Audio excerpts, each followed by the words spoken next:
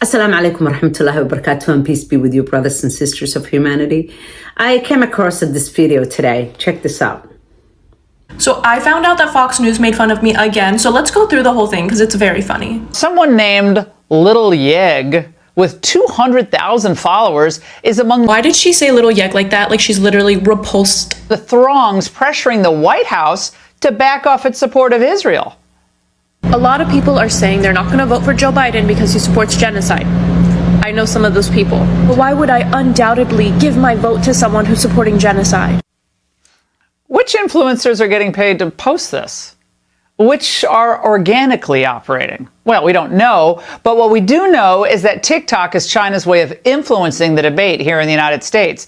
All right, Laura, you caught me. I'm working for China. They gave me $45 million and my own Chinese boyfriend. Now listen, you can work for Joe Biden's team, you get even more money, but you don't get the boyfriend part, you know?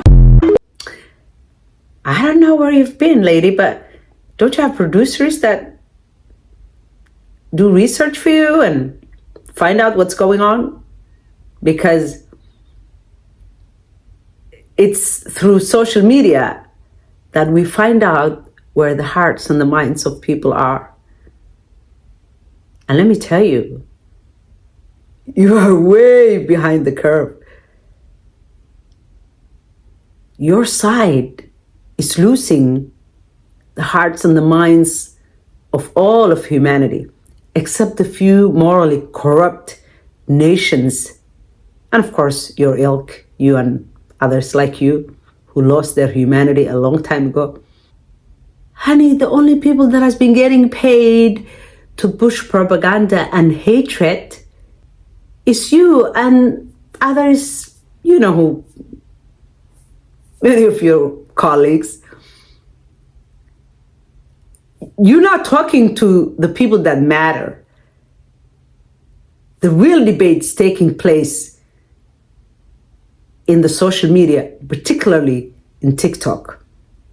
All people in humanity are coming together because they have eyes and they have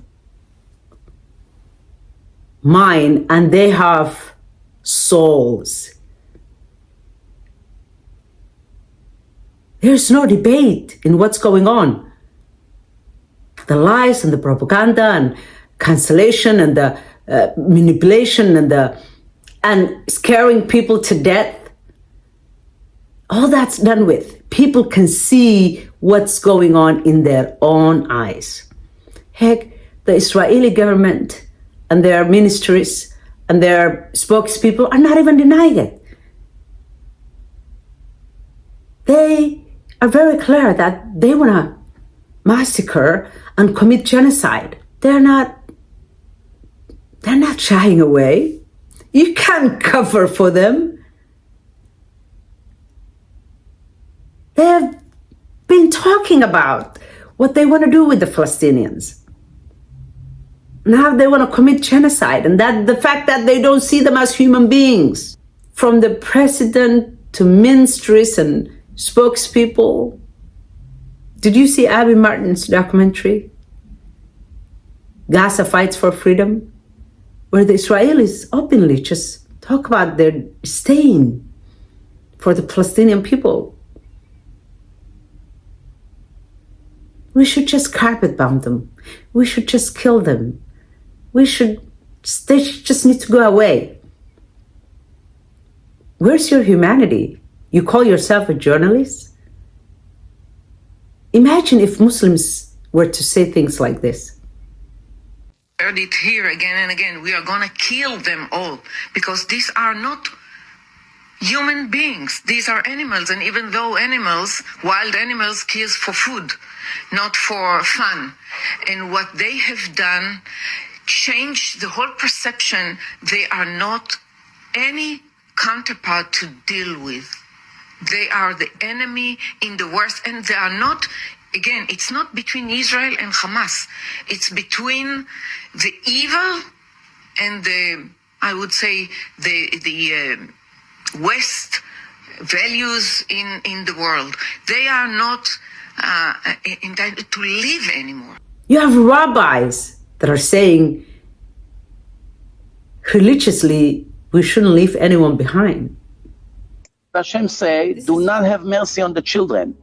Kill all their children also. Why? There's no difference between them and their children. In 10 years from now, these children will attack you on the way. Hashem knows, God knows. Kill all of them. Where did your humanity go? Are you so blind, so blinded by tribalism that you cannot see the ugliness of what's going on? I never thought we would be here in the 21st century. We've never been closer in many ways. Yet some of us, like people like you, are pushing genocide by dismissing the humanity of others, seeing them as others, ignoring their plight. Where is your humanity? Is your hatred towards Muslims blinding you and your ilk? No one is paying these TikTokers. It's more than just speaking up for Palestinians. People are actually turning to Islam. You probably already know, and it's eating you alive. Young people, women, so many of them, subhanallah, like this one. Alhamdulillah, I am a recent revert, very recent, as in I took my shahada last night. But I've been praying, and I recently picked my children up from their fathers, and my daughter's only seen me pray twice. My daughter's 4. She's only seen me pray twice. MashaAllah. She already has more of it memorized than I do.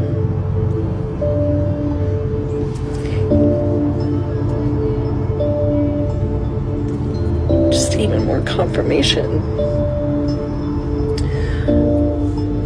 that Allah is the one true and only God. And subhanAllah, He is the greatest. If you have anything to spare, I am in a pretty fierce custody battle with my ex-husband, and it's only going to get worse once he figures out I have reverted. If you have any money to spare, my GoFundMe is in my bio. I want nothing more than to spend every day with my children.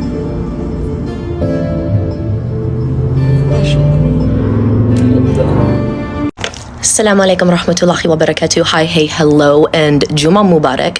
I have been really inspired lately to re-pick up this book, The Prophet's Pulpit, Commentaries on the State of Islam. This is by Dr. Khalid Abu Afadl, and to be honest with you, it's one of the most inspiring books that I've read since I have converted to Islam, and it is one that makes me feel the most full of passion, and the one that reminds me the most of what it is and what it means to be Muslim. Right now, we're seeing an influx, a mass conversion of people who are seeing the Palestinians, who are inspired by them, and who are looking at Islam, and in turn, looking at us, people who were born Muslim, people who are converts, and what we're doing and how we're acting and what we're saying during this time. So I digress. I'm going to read this to you. Just a couple of excerpts out of this that I find to just be extremely inspiring, and something that I think if you are a born Muslim, if you are a convert, if you're just a human being who comes across this and is like, man, there's a lot of people going to Islam. What does that mean? What does it mean to be Muslim? I feel like this right here will speak to that. This whole book would be beneficial, and I highly suggest you all reading it. But for now, I'm going to talk about chapter 4, where it says, knowing the strength of your inner light. This is from this chapter that I feel are most relevant and impactful for right now. Bismillah, you cannot separate faith from the reality of what faith is meant to bring into your life. Remember that it is a fundamental tenet of Islam that God is self-sufficient and immutable. God gains nothing from our practice. The gift of light, which is the gift of the divine, because the divine is the light of the heavens and the earth, is to partake in divinity. It is to see the divine within. No amount of law, instruction, or dogma can make you find the light within unless you look deeply at a mirror.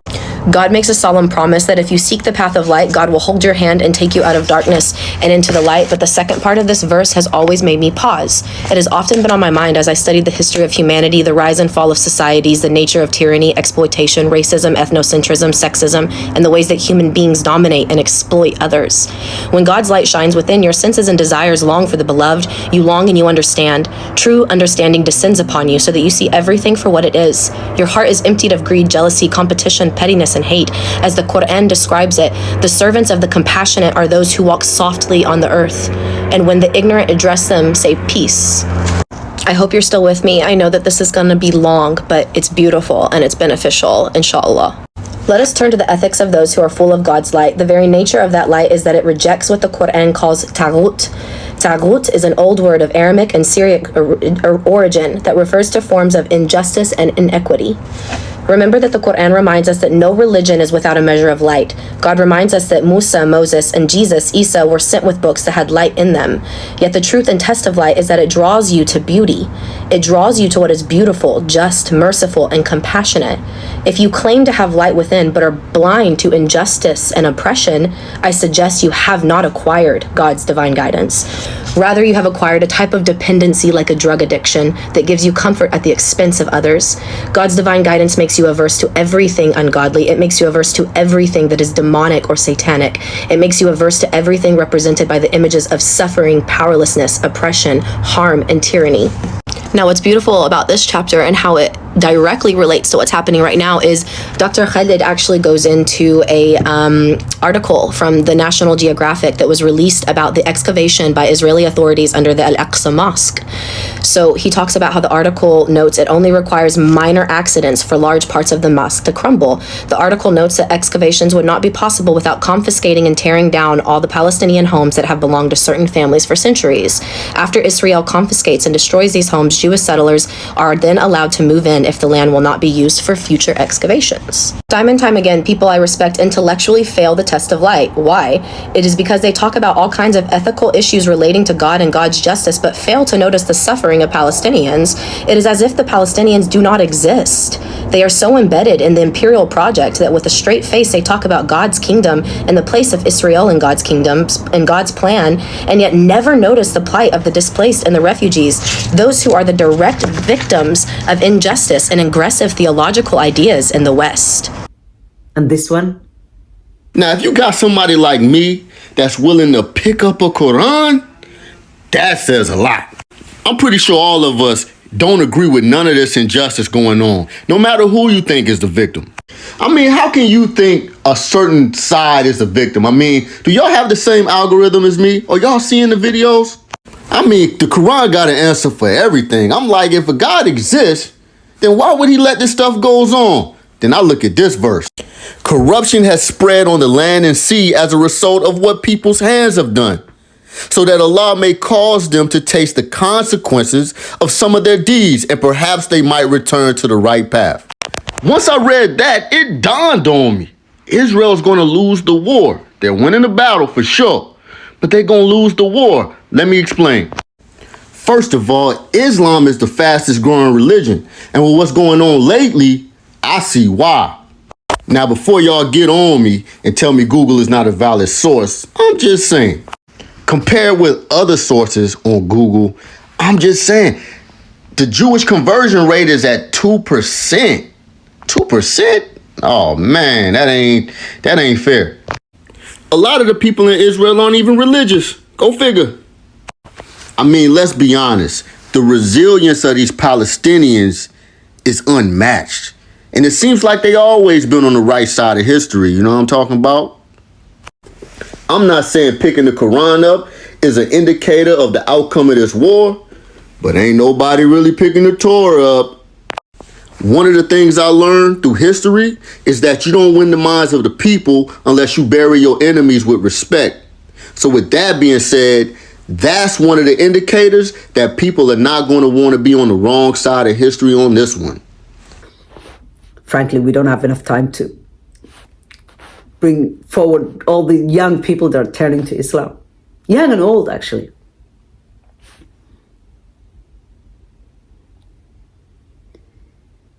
The lies that has been dispersed and the millions and maybe possibly billions that has been spent on sowing hatred towards Muslims, it's done with. People are not going to take that crap anymore. People can finally see the truth. The truth that you're too pathetic to see because you're getting paid by Zionists. I feel sorry for you, Laura Ingraham. I feel so sorry for you and people like Megyn Kelly. You are so horrific. So horrific. How do you see the humanity of one group, rightfully so, but ignore the humanity of others?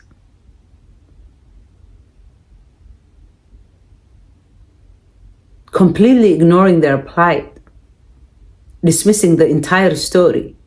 Or how about what this Israeli minister just said? Check this out. Let me read it to you.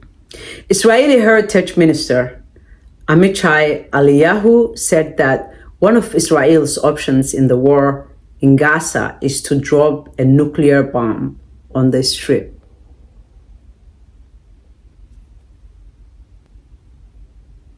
On November 5th, according to the Times of Israel, during an interview, Eliyahu also voiced his objections to allowing any humanitarian aid into Gaza. And I quote, "We wouldn't hand the Nazis humanitarian aid," the minister said. "There's no such a thing as uninvolved civilians in Gaza. So even the children are combatants." The far-right minister also said that the Palestinian population can go to Ireland or deserts. The monsters in Gaza should find a solution by themselves. And I quote. They're not afraid of voicing their opinion and how they feel. This much hatred is very normal for these people. I mean, I wouldn't even call these people animals. I mean, animals are innocent. These people are clearly evil. Anyone who talks like that is evil. The Quran talks about how there are human beings who are actually the devil themselves. What we're seeing in Gaza is clearly the work of the devil. No human beings would do such a thing to other human beings. The killing of over 5,000 children, dropping bombs everywhere. These are not the Jewish people I know, because the vast majority of the Jewish people I have known or read about are very decent, kind, loving people. These people should be charged with anti-Semitism. Because really, when you think about it, what they're doing to the Arabs, the real Semites, is reprehensible. Maybe it's because many of them came from Europe and are European descendants, not the real Jews. How sick. How sick.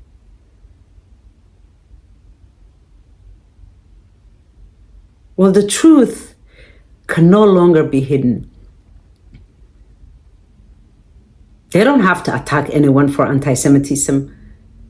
They are sowing and planting anti-Semitism themselves. They can't help themselves. No decent human being, regardless of their religion, culture, or creed, would stand for something like this or can accept this kind of behavior as self-defense, because it's not. It's a genocide.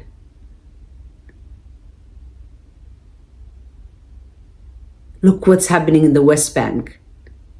How could people just walk up to people in their homes, murder them, tell them you have 24 hours to get out, or we will kill all of you? Who behaves like that? If these people are behaving like this when the whole world is watching, what have they been doing to the Palestinians all these years when the world was not watching?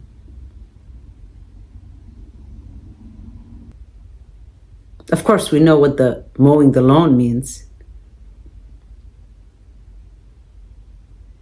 They wanted these people to just die quietly. Well, you had your plans and Allah has His. Now the whole world's watching you. And of course, and let me just say one thing, IDF is not looking good in the global stage. And the supporters of this horrific ethnic cleansing and genocide, history will not be kind to you. History will not be kind to you.